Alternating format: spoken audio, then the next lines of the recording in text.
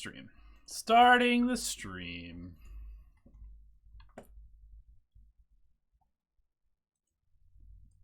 Episode 39, dude. We've done this 39 weeks. I don't believe you. It's kind of crazy to think about, actually. It's not that crazy, Donnie. People went to the moon in 1969. Okay, what are you thinking? That's a good As point. if this is crazy. It's not crazy. That's a good point. Completely normal. You're a joke.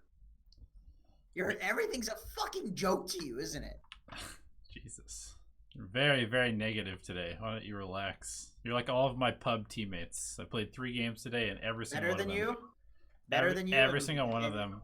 People were just crying the entire game. MMR and tell me that I'm holding you down?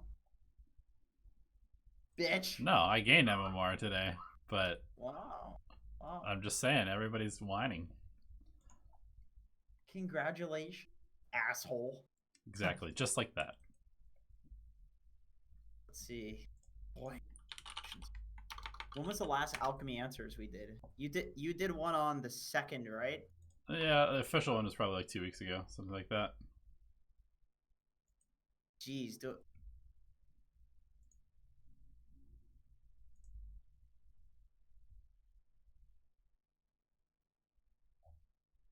So, do you want to answer all of these questions or just the ones from this week? No, we can just start from this week. Okay. I don't know if we want to backlog weeks. That seems... We'll have a lot of questions. We'll have like a 2-hour-long episode. Yeah, I mean, I answered them. I know what I'm talking about sometimes. Yeah. Yeah, I'm sure you do. So from the 3rd onward. Joe.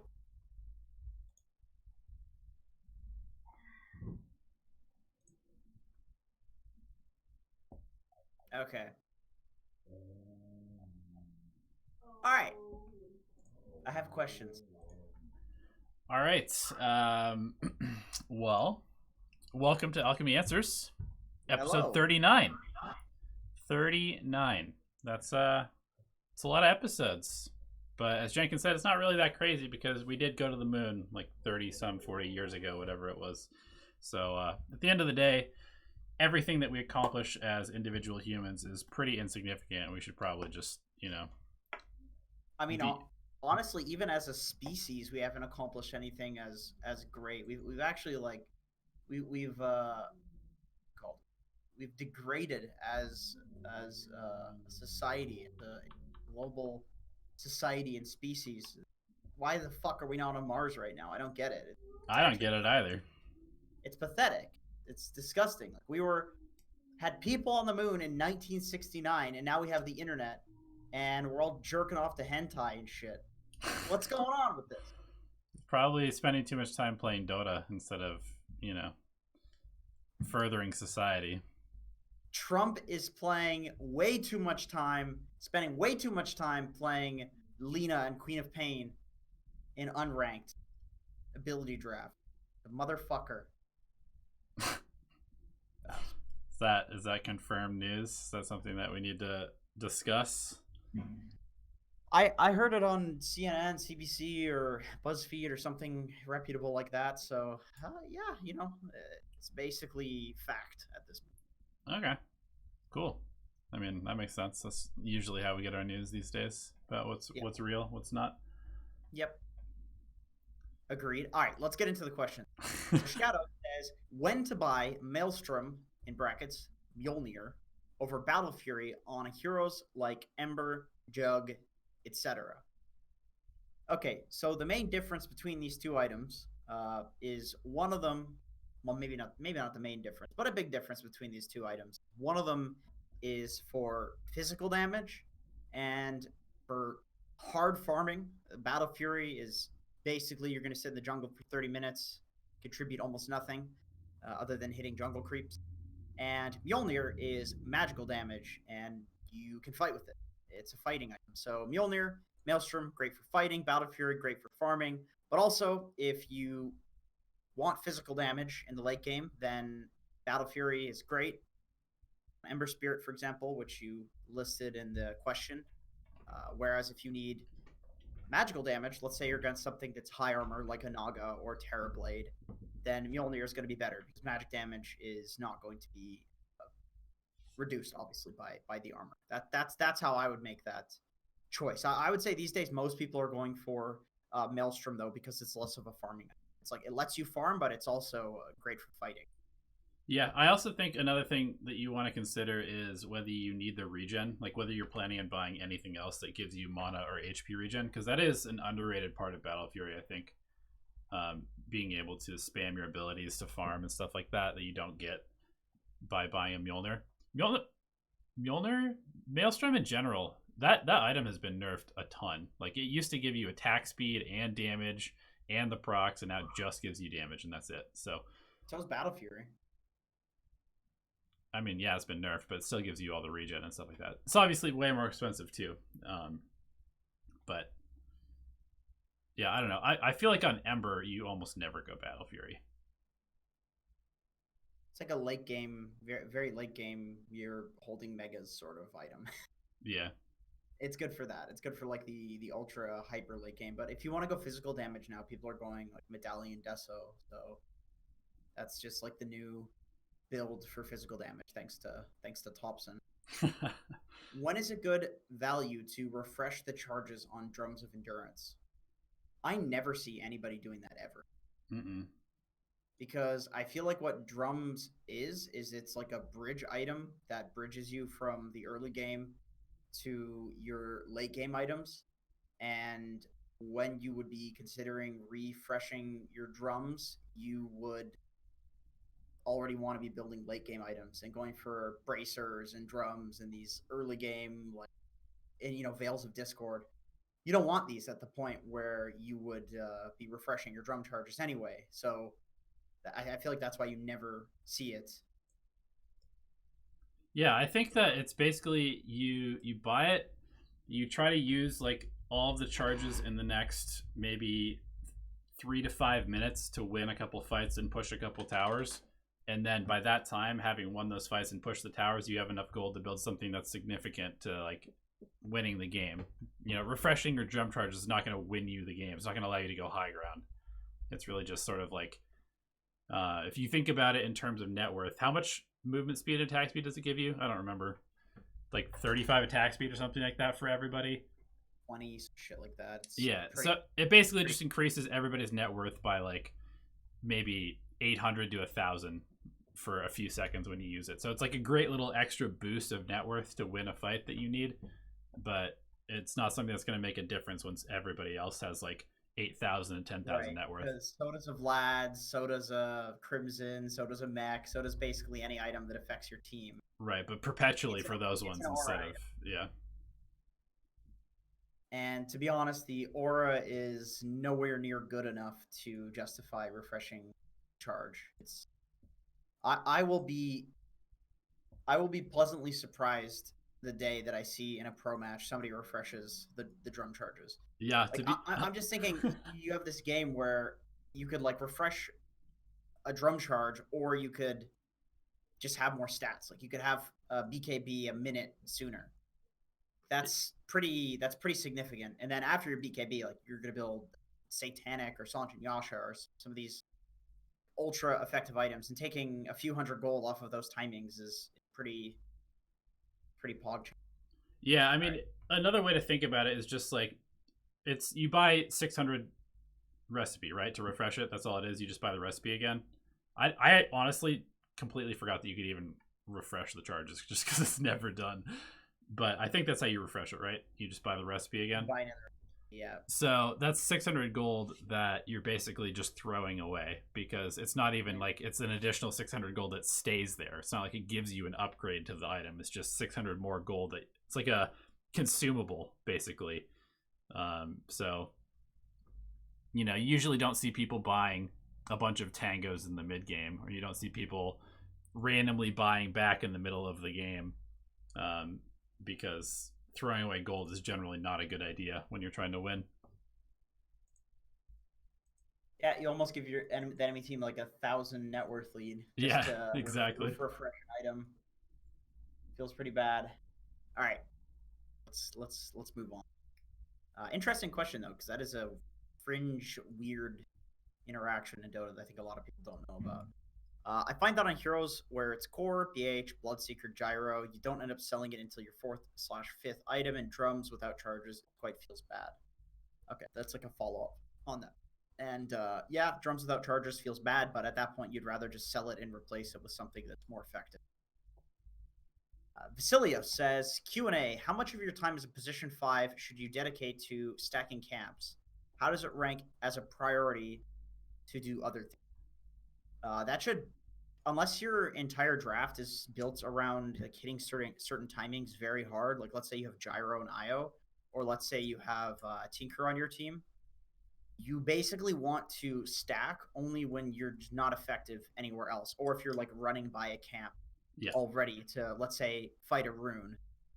Then you can like or grab a rune that's free, I should say, because if you're looking to fight a rune, then chances are it's probably pretty bad of you to be like, I'm gonna go over here and stack this camp. It's like, no, you want to focus on being in a better position for that fight, because sure, if you're playing against morons, yeah, they're gonna let you get the rune for free, but if you're playing against good players, people are gonna fight runes. So if you're going to fight a rune, you don't want to stack it. That's the thing in Dota. Is like the higher and higher rated you get, the better people are going to be at punishing you if you're not around for something that's important. So you basically have to only stack when it doesn't result in any chance that you could like fuck over your team by not being somewhere else. Like sometimes if you leave a lane and a good team has like a lane ward, they'll kill the guy. Like you can't just leave a lane unless you specifically know that the guy that you're leaving is safe there for a specific reason. So I would say like in the situations where like you're going to pick up a bounty rune that's free, because every time in Dota, like every time bounties spawn, generally 2 of them are free for you, 2 of them are free for the enemy team,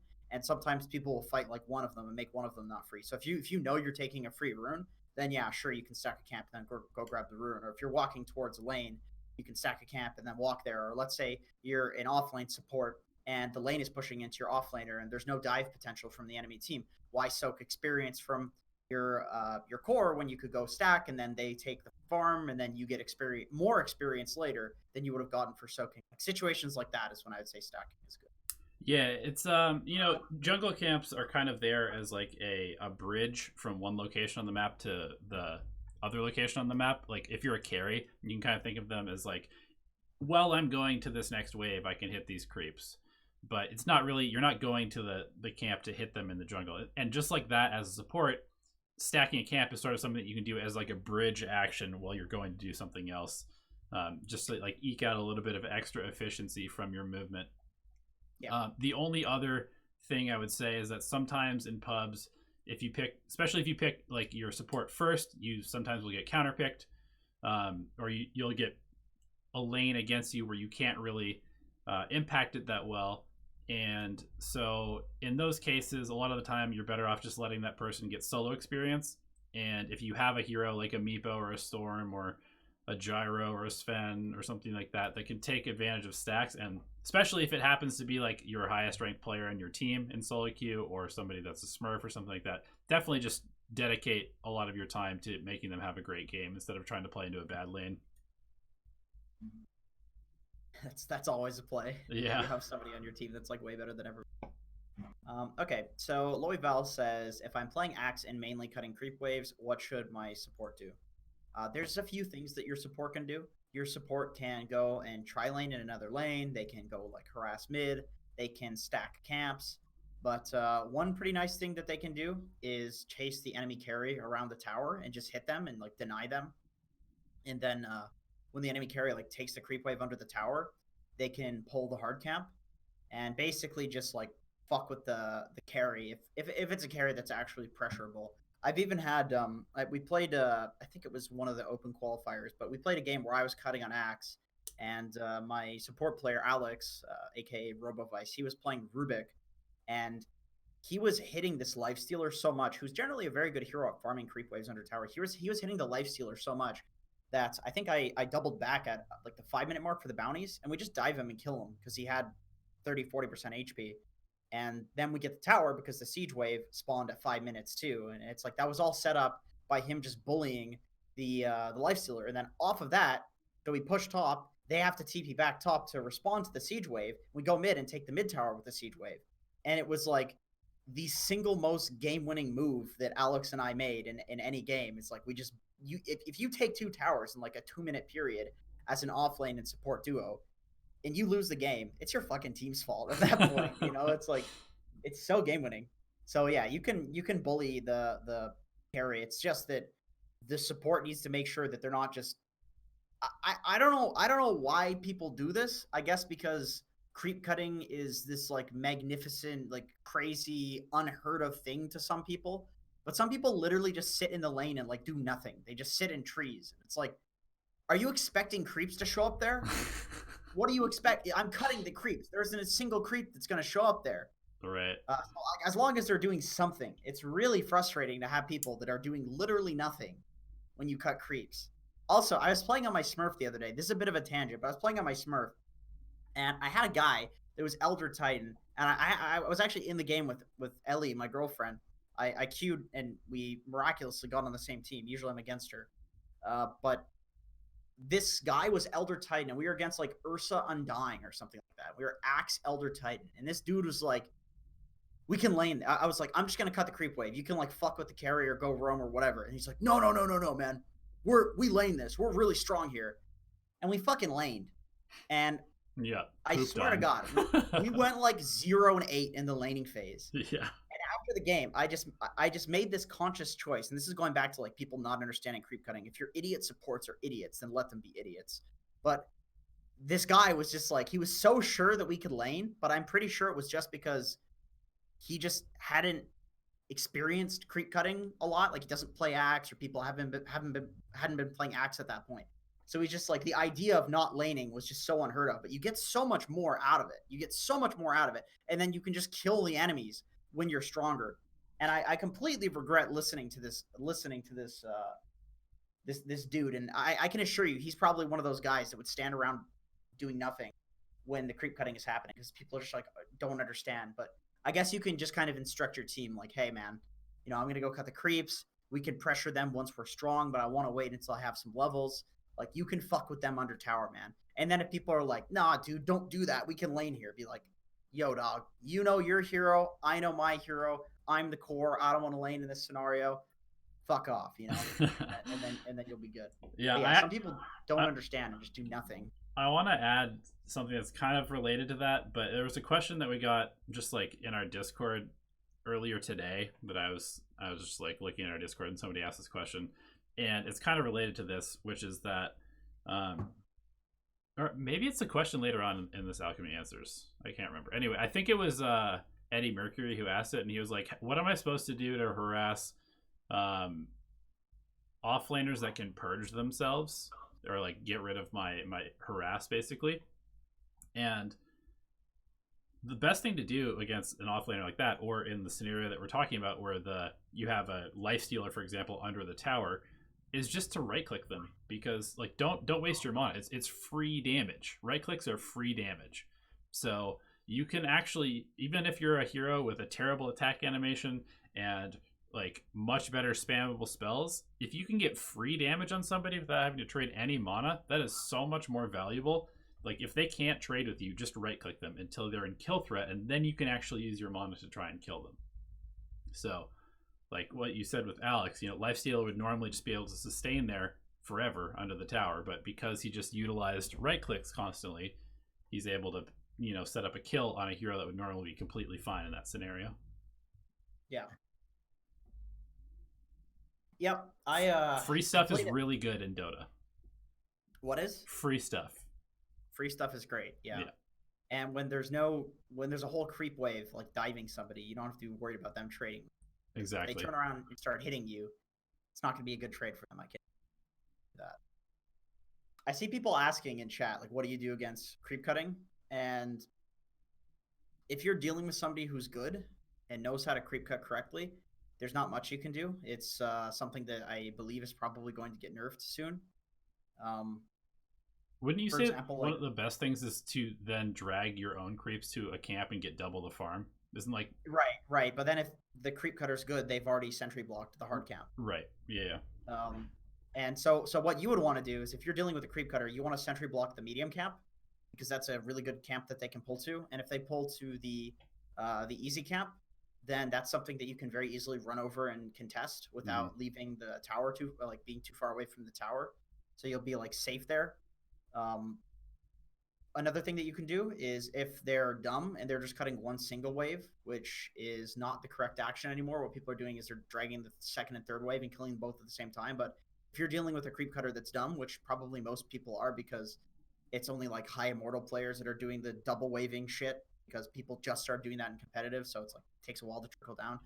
If they're cutting one single wave, you can try to get like one or two denies on the first creep wave, and if you do that, you'll prevent them from getting level 2, which means they need to get one extra wave before they get level 2, and that gives you like an extra 30 seconds to sit there and hit them. And then sometimes you can harass them to the point where they run out of regen before they're level 2. If you can get one of those denies. And I want to clarify that what you're talking about right now is something you basically only do within the first like 3 waves of the creeps, right? Yeah, because after that, you're just pulling to the medium camp near the shrine over and over if you're not being contested. The ward blocking on the shrine, or sorry, on the medium camp is very important because what you want to do is ideally make it so that you leave your carry, the carry just lanes completely alone, and the carry gets the same amount of farm as the pulling off laner. But if the pulling off laner can pull to that medium camp, they're probably going to out farm your carry because it's very difficult unless you have some carry that is good at killing a lot of things at once. It's very difficult to kill the hard camp or the easy camp, as well as the whole creep wave in the same time that an offlaner like Axe can. Yeah. So if you block that medium camp, it really hurts them. And then they need to use the sentry ward to unblock that, which means they need to use the courier. You're just making it harder for them to do what they want to do. It's going to require more investment, and the return on it isn't going to be as worth it. That's all you want to do. After the first like 3 waves, if you're still trying to contest a guy that's cutting creep waves, you're doing it wrong. Like you never ever want to do that. There's no point. You're gonna get zoned. You're gonna be underleveled. Your other lanes are gonna start getting underleveled to support, just wasting time, and you're gonna lose. So you're saying that to contest a creep cutter, you should only try to fuck them up for the first like 3 waves or 4 waves, and then you should kind of let them do their own thing. And then let them do their thing, and let your carry do their things. Your carry's gonna free farm as well. Sure. If you've supported well enough in the first couple of waves, then your carry will actually outlevel the offlane. If you've blocked the medium camp, if you have given your carry, like your carry is going to have the waves uncontested under tower, very likely. But if you can like deny a couple creeps in the first 2 waves, then it's going to fuck over the offlaner's timings a little bit, which makes them have to set on more regen and different things like that. And your carry is going to have like a little bit of a level advantage. And that's a great time for you to smoke mid and, go kill mid or go to the off lane and pressure their carry. Stacking the triangle is good too, and then like you stack the triangle and then walk to the off lane and just go for a gank, something like that. Just look for something else to do. Perfect. Okay. Hawkulaner says, as a position 5 in a lane where it is advantageous to ward block the hard camp, Doom, Elder Titan, you wouldn't do it for Doom anymore because he can't consume the creeps until he's got like level 4 in Devour, which is awful. And at that point, the ward's gonna wear out. So right. But Elder Titan, inevitable byproduct is all your easy camp pulls will turn into double waves unless you stack and pull. What are some ways that you could synergize with this? Are there ways to play around double waves? Maybe certain lane mechanics, pushing items. I mean, yeah, sure. You could if you really want to go deep into the like itemizing in order to. I mean, this is some fucking high level stuff. I'm not gonna lie to you, Hawkulaner. This is the sort of shit that pros talk about. And sometimes you can over theorize on things like this because this kind of stuff is not going to affect your solo queue games at 3K. Okay, what I'm saying something like a little different from that. What I'm saying is I have played with some players that have really good minds when it comes to analyzing things like this, and they actually aren't great captains. They aren't great position 5s. And I'm not saying that as an insult. I'm saying that as you definitely need to be careful not to go too far. It's really cool to theorize about and talk about it, but not do it like strictly every single time, because in Dota, there are so many possible things that can happen. You can't really have a strategy like, okay, every single game on this timing, I'm going to do this. Dota's more about you understand things and you have an idea of things that you can do in certain situations, and then when a similar situation comes up, you try it and it might not work, but you want to just go for like the high percentage plays because there's so many things that can happen in a game of Dota. Like, what if, let's say, this Elder Titan, what if this Elder Titan just starts stacking the medium cap? Like, runs over and starts stacking the medium cap? Or what if the Elder Titan doesn't even lane in the lane that you're in and you've committed to this, like, whole strategy? That's all I'm saying with this. But with that being said, this sort of theory crafting is definitely what the sort of thing that pros think about to win lanes.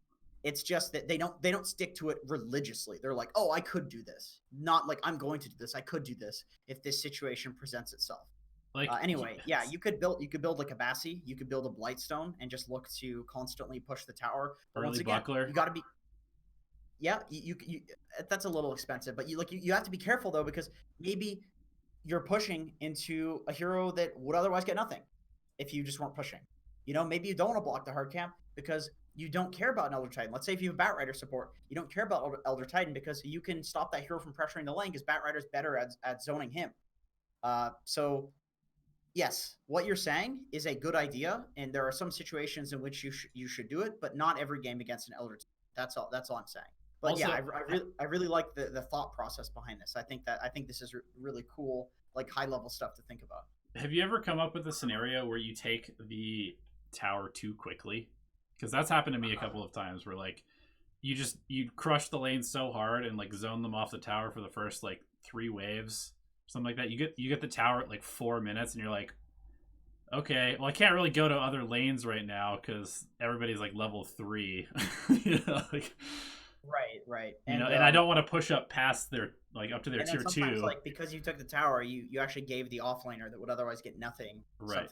Because now they can just like farm next to their tier 2 instead of their tier 1, which is more dangerous. Yeah. Yep.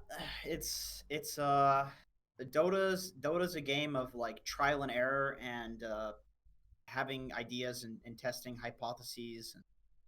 I've realized more and more that the best teams that I've played on have been people that just talk a lot of Dota. We just enjoy talking to each other about Dota and theorizing about Dota, but we don't go into a game with like a strategy of like, okay, this is exactly the timing that we're going to win, because 90% of the time it's not going to be the case. I think there's a huge bait in Dota. Like people are super baited into theorizing about all of these little min max things of, oh, I needed a Battle Fury by 22 minutes. I needed this by this minute. And so too much changes in a game based off of like a single rotation or something like that, that you all of a sudden you don't have certain timings that you can hit. And you really need to play off a feel. It's a game that you need to, it's like I don't remember who said it. Oh, I remember reading this the other day. Somebody said, I think it was like Solo or something. They said playing Dota is not it's like an art. Mm-hmm. He said it's not something else. It's not a sport. It's an art. Something. I'm butchering it was something along those lines though. Like playing Dota is an art. That's what he was saying. It's like an artist, like painting. There's no like structure or formula to it. It's just an artist is just a good artist. Yeah. You know what I mean? Speaking of weird theory crappy things, this is something I just thought of while we were talking about this early pushing. What if you just fissure blocked the wave when you were ready to push the tier 1 tower? Like, so you just guaranteed yourself a double wave whenever you were ready to push. Do you think that would be reasonable at some point? I mean, I guess you could just single pull. It does the same thing. Fissure block the wave. Yeah, you fissure block your own wave, like so that you double up your wave. Oh, so it goes into your tower and then the wave doubles up? Sure. I mean, yeah, you could do that. I don't know. It's just random. You can do that. I mean, if you're an Earthshaker, but I would say like if you're an Earthshaker and you're in a game and your team wants to push, then you should just go try that, as opposed to I'm gonna pick Earthshaker to do this. No, of course. That's the way I'm thinking about that. It's like if you're in a game and you may as well go for it, but it's not a reason to pick Earthshaker. Yeah, definitely. God, Hockey Laner linked his pulling flowchart. I'm not gonna cover that. So much shit. All right, Vasilios has no question. He was just responding to Hockey Laner's flowchart. Approach. Been playing a lot of mid Pudge lately. When should I start rotating to secure other lanes? basically anytime you think that it's good. Like if you can get a rune, it's good. At the 5 minute mark, it's good because before the 5 minute mark, because you go fight bounties. Like anytime there's an objective that you can secure. The way I see mid Pudge is you just push out the creep wave with rot, harass your opponent, and then check. You want a bot rune ward. That's really important because then you can see if it's in the top rune, and if it's the bot rune, like your hero can see if it's in the top rune. If it's the bot rune, the ward will catch it. And you should get every single rune. If you get an invis, if you get a haste rune, you should go to gank another lane. If you get a double damage, you just sit mid with 200 base damage and fuck up the enemy mid. Uh, Illusion runes, similarly, like you can use that. You can use that mid arcane rune. You could probably gank with that too. It just depends. Like rotations are basically uh, based on opportunity. That's it. If you see an opportunity, you just take it. You try it. In worst case scenario, you fuck up and it doesn't account, like nothing happens, and you just have a support take mid for the duration that you're roaming. That's about it. Like I would say you don't run before boots unless you get a haste rune. You don't run before boots. Yeah, because you're slow as shit. You're so slow. You're so slow. But I don't know. It's pretty simple. Like if you just don't have an opportunity to roam, you don't have an opportunity to roam. That's fine. But I think you should always push the lane because that way you give yourself those opportunities. Where if you leave the lane, it's not going to hurt you too badly because you already pushed the lane. So you're going to get back to a full creep wave that hasn't been farmed. Yeah, I mean, I can't stress enough how important it is to not force moves in Dota. Like, there are so many opportunities that will present themselves if you just do correct things and position yourself in correct places and push correct waves. And, I mean, God, so many times. Like, today, I had the last game that I played, we took 2 sets of racks, and we had the game won. We had their shrines. We had a Meepo against an anti-mage who was super farmed. We had a Slark against like an Abaddon who was super farmed. And there was basically no chance that we lose this game. We have Roche control, and our Meepo is just like spam pinging, go push right now, go push right now, go push right now. We don't have an Aegis. Like, Aegis is spawning in like 2 minutes. We have full map control, and I'm just like, dude, can you just relax? Like, all we have to do is wait for 2 minutes, and there's no way we lose this game. And people just get like, they just get so upset that something is not happening right this second all the time. And so they try to force stuff. And just like Pudge rotating, like, if you don't see somebody out of position, don't fucking go there. Like, wait for them to get out of position, and you can farm the mid lane and just get a bunch of items. And then you can rotate later. It's like, it's not a big deal if you don't rotate this second. It kind of goes back to the whole, like, theory crafting, needing to have exact timings, there's a few problems you can have. Like, if you're not forcing rotations will not solve the problem of not recognizing the opportunities or doing the good things that give you the opportunity to make rotations happen. That's the thing. I think we talk about this a lot, actually, where people think that like Miracle and a lot of these players are just so amazing at Dota because of like natural talent, and that they take these like super like epic plays you see clipped on Reddit, and oh my god, how do they do that? They're so mechanically skilled. But it's more like based on an understanding of the game that they're able to do these things. They do all of the right little tricks in the laning stage to give them a little bit more net worth than players that are shittier than them, and then they get a little bit more, a little bit more, a little bit more, a little bit more, and then all of a sudden in this team fight where you would be here, they're able to take the fight and do the epic looking plays because they have this much more net worth, so they have 200 more HP to work with, and they don't die, and they survive, and they turn around, get a rampage, and it's clipped and put on Reddit, and it's literally just you're here, they're here because they did a bunch of little tricks in the laning stage to allow for those for that situation to happen later on into the game. And it's similar with these rotations. It's if you're not pushing the lane first, then no rotations are going to be good. If you're not getting a bot rune ward, you're not going to see runes, and you're not going to be able to make rotations because you don't see the runes. Like, but you have to do the thing. You have to do the setup to make the rotation. You have to set yourself up so that it's a good rotation.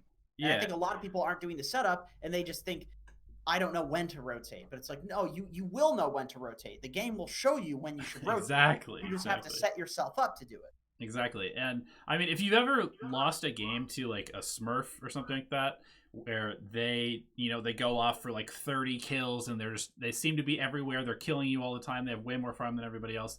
The reason that that's happening is because they are forcing you to show all the time by doing something very simple called pushing creep waves. So they push a creep wave, somebody has to show up, they kill that person. Then they push the next creep wave. Somebody has to show up to respond to that. And they kill that person. And then they push the next creep wave. And somebody shows up and they're like, I don't feel strong enough to fight right now. I'm going to go farm everywhere else on the map because I see where the other team is because I pushed this creep wave. So it's like, it's not like they are just this mechanical god who's 1v5ing every single person in the game all the time. They're setting themselves up to have an advantageous situation over and over and over by doing a couple very simple concepts. Right. That's why I was saying that like the Hawkillionaire question is really cool. It's a trap, and there's a lot of traps when it comes to theorizing like this. Like, if you asked me 2 years ago, I'd say the creep cutting thing probably a trap. Like dragging and cutting creeps, possibly a trap. Now I know that it's obviously a very strong tactic, but that's because for every 10 ideas, 9 of them are shitty in Dota, and 1 of them is good. Right. But yeah, basically it's. Where was I lost it. What were you just saying? It's a trap to get too invested in all the little details when you can just do simple things to set yourself up with good. Oh, right. Okay, so that's one of those things that like years from now could be a simple thing that allows you to do some like later on push into the game, or every support's doing it. But it can also be a trap. Yeah. That. All right. Is it true that certain times of day, this is Bradley Dragon, is it true that certain times of day are literally unplayable? Also, thanks for the reminder that clarities exist. Playing Sky feels better now that I have cheap mana regen. You know what's cheap mana regen? Suiciding. I love that. Okay. Times of the day being unplayable. In my bracket, I know that certain times of day are unplayable. I don't know what the other brackets are like. I have played on my second account, which I'm not going to call a Smurf because it's also an immortal account. It's just low immortal. I could say that in that bracket as well, which is a different bracket, it's also shitty to play like after 3 a.m. Yeah. Maybe after even like midnight, depending on the day, because there are so few people queuing that you will be more likely to get queued with people of lower behavior score. And also, because there are less people queuing, that's when boosters and cheaters are abusing the queue. Like, let me tell you, dude, it's always very strange when I'll queue on my Smurf or something like that, and I'll just get 4 the Chinese characters on my team, like all Chinese characters on my team, and they're all speaking Chinese. Like they just know, you know what I mean? Like, and they run like Undying Visage like in lineups or something like that. Yeah. Exactly. Or like the other day, this was actually on stream. I had a buddy of mine, Sonic, who's Russian. I had a Russian mid and I had a Russian carry, and they were all talking to each other in Russian. And it's like, and Sonic at a certain point was literally like, "Hey, somebody want to carry?" And he's like, "Hey, let my friend go carry. Let my friend Crystal go carry." And then somebody in my chat was like, his name reads Crystal, like in Russian, that is Crystal. So it's like, so he knew the people. So it's like it's actually his, like, it came out eventually that they were friends, but it's always sketchy when it's like, all right, I have 3 Russian speaking dudes on US East that are all solo queuing, and they already seem to know each other. Yeah. Huh. Which is great. I was on their team. Don't get me wrong. I'm loving that. I'm fucking loving it. But when they're on the enemy team and they're just doing these crazy synergies, they're like IO gyro. It's like, fuck, it's like these guys know each other. It's awful. Right. It's awful. You don't want to queue against that. You want to have the most consistent possible games. Yeah, I mean, I would say as far as time of day, like, it really is just, think about the type of people that would be up still playing Dota at 3 a.m.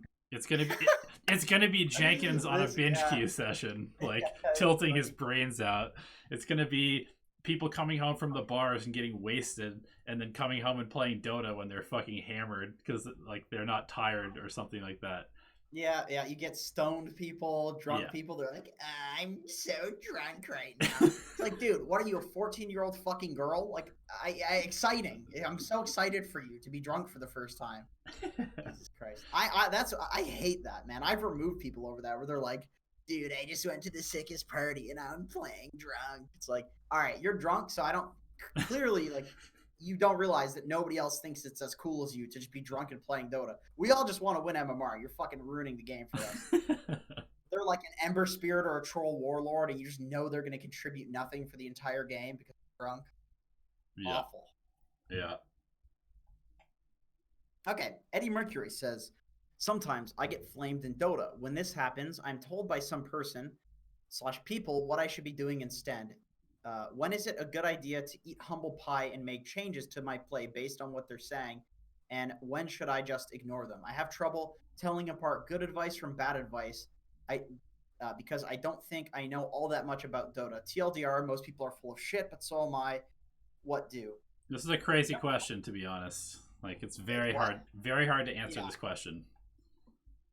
One thing I want to say is that I don't think you're full of shit. I think you have a good understanding of Dota. I think that you're much more intelligent than 99% of the people that you queue into because I know you and I know people that I fucking queue into are morons. Some people are smart, most people are stupid.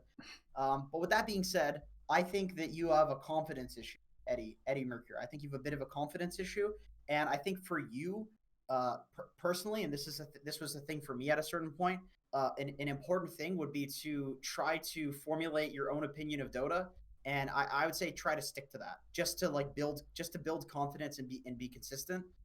Yep. Even if you're wrong, I would say like you don't change the way that you play during a game unless you're making a concerted effort to be just like, okay, I'm gonna try this just to see how it goes, and if it's shit, it's shit. But basically you should have an opinion, and outside of the game is when you should change your opinion. Watching the replay, maybe you can go over the replay and see if what the person was saying was correct. But I honestly don't think that during a game is a time to change your opinion on the game. You're gonna make if you're following somebody else's moves, you're not going to know the nuances of it, and you're going to fuck up. So you'd rather fuck up doing something you're comfortable with because it's not that good, be 80% of the way there, than fuck up something that you just are uncomfortable. Like this is why Oh my god, a when lot people of suggest to pick a certain hero, and like your mid is mousing over a hero that they play all the time, and somebody's like, no, that's a bad hero. Pick this hero instead. It's always just like,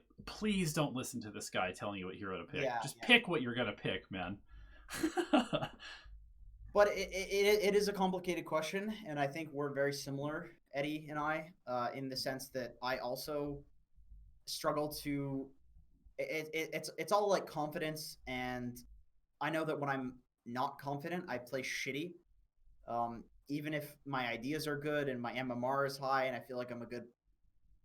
Well, actually, that I wouldn't feel like I'm a good player if I'm unconfident. But you get my point. Like I play when I'm not confident, I play like shit. So sometimes like eating a humble pie is a mistake. But then also, if you're playing Dota in a mode where you're not constantly learning, you're gonna have incorrect opinions and constantly be acting on incorrect opinions, and that's gonna lose the game. So I don't know, man. It's fucking real complicated. It's real complicated. But my opinion on it, at least when it comes to like me playing competitive, is that when I'm going into a tournament, everything that I think is correct, like every single thing about Dota that I think is the best way to do it.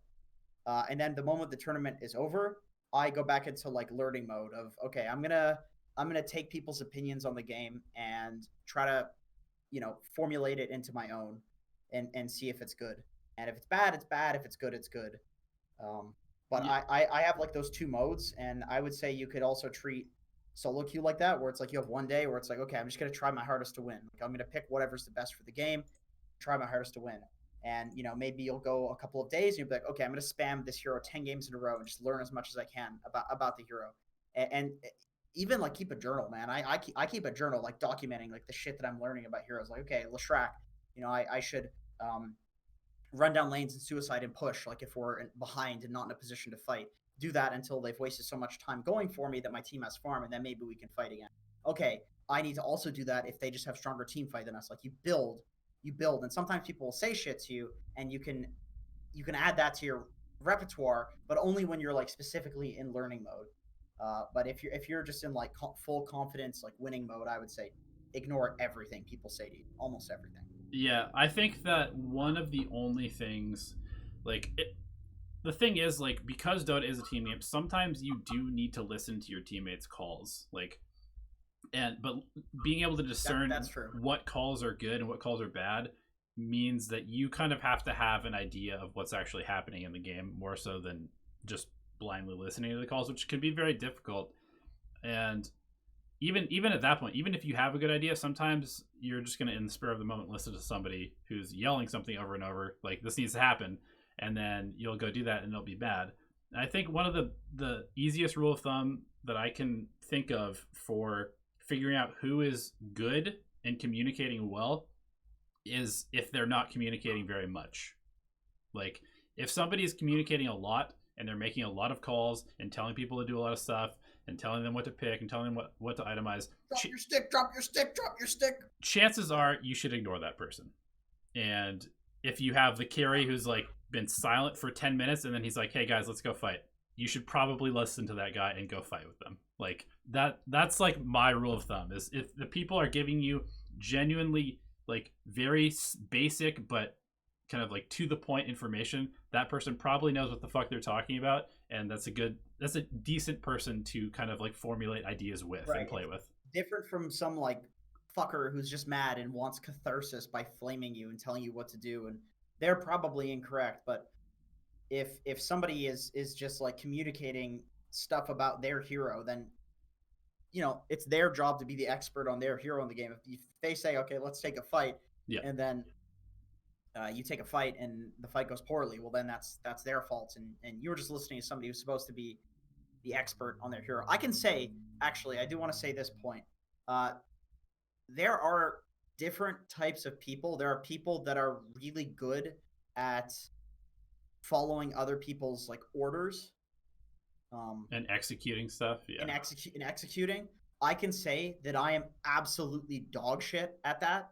And anytime somebody tells me what to do in a game, I try and I fuck up.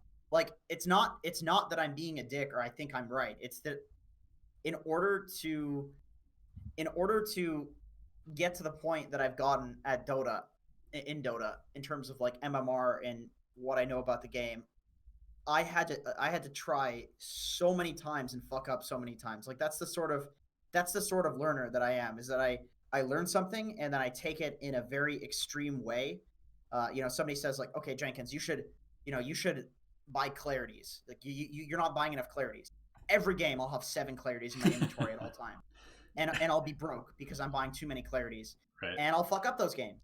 And that's obviously not good. But then after a certain amount of time, like, I'll learn that I need only 2 clarities at certain timings, or 3 clarities, or send it out once the laning stage is over. Like, there are these different nuances that you'll learn to it. I guess I don't know what you would like. I'm a very insecure person, so I have more faith in other people's ideas than I have in mine. Maybe that's it. So when somebody says something, it's like, oh, they must be in this. Like, I must be doing it totally wrong.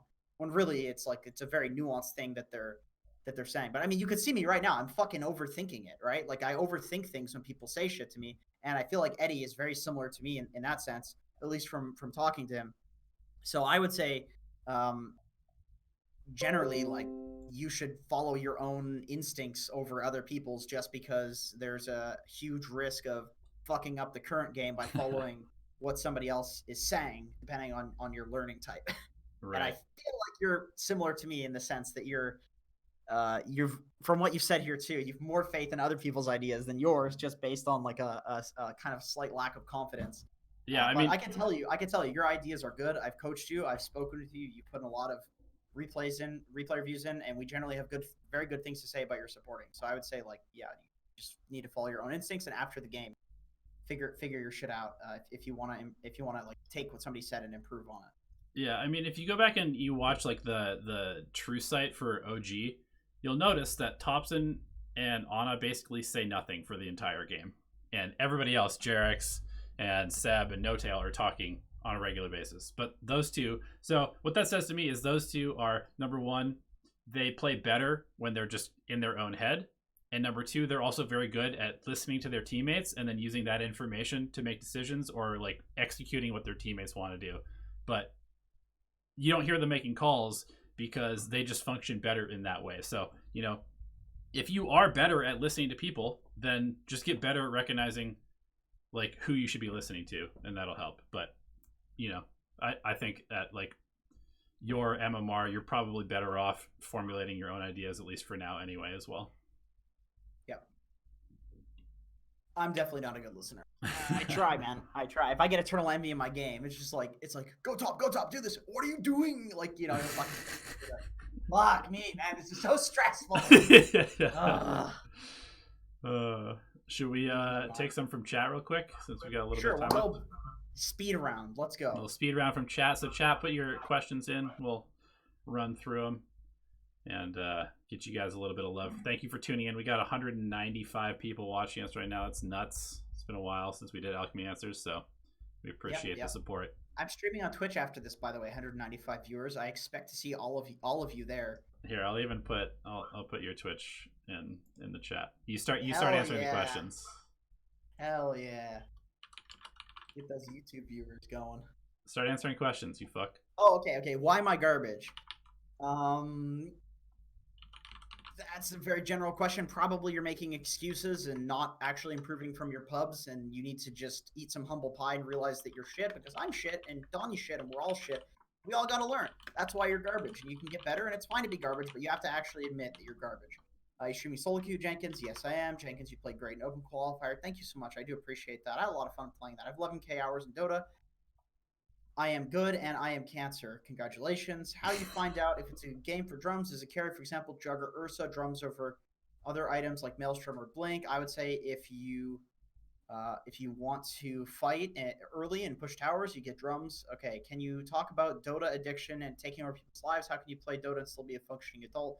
Pretty fucking hard. It's a problem for me, so I just made Dota my career, and that's why I'm not doing anything else, because I realize I'll just have Dota ruining my life if I don't just play Dota and do that for a living. What support heroes would you ban generally as an offlaner if you want to skip waves?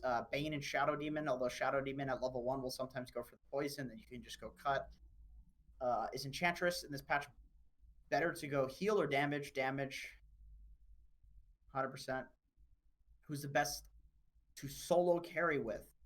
Whatever you're good at. There's a lot of good I feel like I'm 1K MMR and I get played at 3K level. Do you think that's possible? No. If you're 1K, you're probably shitty. And once again, you need to eat some humble pie. I say this not as somebody who's judging you, but as somebody who has constantly had the opinion that I'm good at Dota. And every time I shatter that opinion, I gain a lot of MMR. And I would say that you should try to do the same, because it feels really good to learn. It feels really good to actually get better. You'd rather get better and hear the truth than hear some lie and just stay shitty. Does E have a chance of being a TI champion? I think so. He just needs to get his shit together. Like, people are not going to trust him being on a team with him. Who's your pick for bot TI winner? Bloodseeker. How to stack camps? Stack at the... Definitely not Bloodseeker. Holy shit. It's going to be like Phoenix or Death Prophet or something like that. Somebody who does AoE damage and can heal themselves. That's why Abaddon was a finalist last time. I didn't watch the bots yet. Nope. It's so funny. I love it. Is there a program to choose the best mid lane pick for a certain game? No, because it doesn't know what you're good at. Yep. I lost like 700 MOR from 6K to 5.3K in 1 month. That's unfortunate. You probably are a shittier player than you were a month ago. That always happens. You lose some, you lose your mind, you get worse, and then all of a sudden you're actually playing at a worse level. Oh, okay. Here's a great one. This is what we're going to end it on. What is your view on the Gambit rage quit situation? Hilarious. Fucking hilarious. Oh my god. I could go on about this for a long time, but I would have to basically say that I would never play with Affenden ever again if I was on that team, and I would encourage other people to never play with him ever again. Fuck that guy. I didn't see what happened, but I think it's really funny that somebody was salty enough to fucking rage quit. He rage quit in a game that basically, like, they should have won. It was against a team that they were, like, better than. He rage quit after dying when they were only down 6K when he was a Morphling, and they had another good late game hero on their team. They had all of their racks up, and they had even some tier 2s up, and he just called GG and disconnected. And as a result, they ended up going on full tilt and not qualifying for TI when they were definitely the favorite to come out of that region. So, yeah, if I was in CIS, I would never play with Affinan ever again. And that guy should probably not have a career. I don't know. I don't know. What is? I think if you're a rage quitter, you're kind of a douchebag. That's all I have to say. Like, I'd be kind of mad if somebody rage quit in one of my games. Like, well, yeah, it sucks in a pub, but when you have a chance to go to TI, it's literally like. No, I mean, if I was in open qualifiers, one of my teammates rage quit, I'd be like, all right, dude, what's going on, man? Like, you can't do that. You just can't. Like, that's not acceptable. Yeah. But I don't know. I mean, it's funny from an outside point of view how salty they probably are. It is pretty hilarious. Well, I'm not on that team. Being real salty and upset. All right. Well, thank you all for tuning in. 217 viewers. I think this might even be the biggest stream we've ever had on YouTube. So thank you so much. We'll be doing a replay review on Thursday. We'll do another Alchemy Answers next Tuesday. I'm going to be casting some games. Actually, so I might not be here for Thursday. We'll see. I'm going to be casting NA qualifiers later this week. And if you didn't already, go to this Twitch channel right fucking now and go watch Jenkins lose a bunch of games tonight and laugh at I'm not going to lose. What are you talking about? All right. We love you guys. We'll see you next time.